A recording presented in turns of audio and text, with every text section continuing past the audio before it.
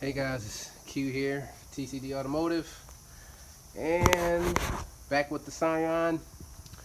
So I pulled that oil pan off, guys. Excuse the dark, and let me get you some light. That's my other motor there that I'm gonna put in. And here's that oil pan.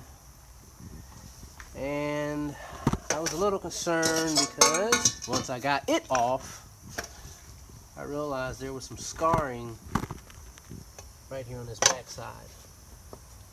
I know my light sucks, but there's a little bit of scarring in here. This side here is fine. You can clearly see the scarring there. And the oil balancers actually had some wear on them as well. And also I found the loose bearing that I was telling you guys about. And it's right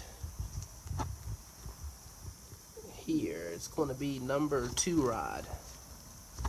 Yeah, it's going to be number 2. I'm trying to hold the phone and do this, but let's do it this way.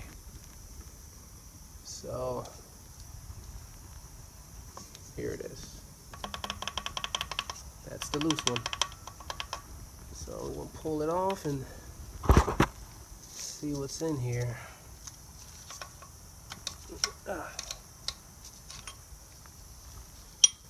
Look at that.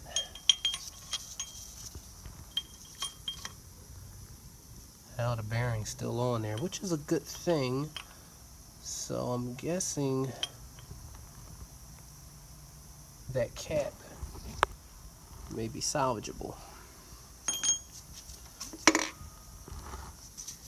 But looking at it, that upper cap, actually, shit, either I'm crazy or there's no fucking, excuse my French. Okay, there it is. I was going to say, where the hell is the rod bearing? I know it wasn't that bad, but yeah, I see it. It's down in there. I know I'm horrible with the camera. So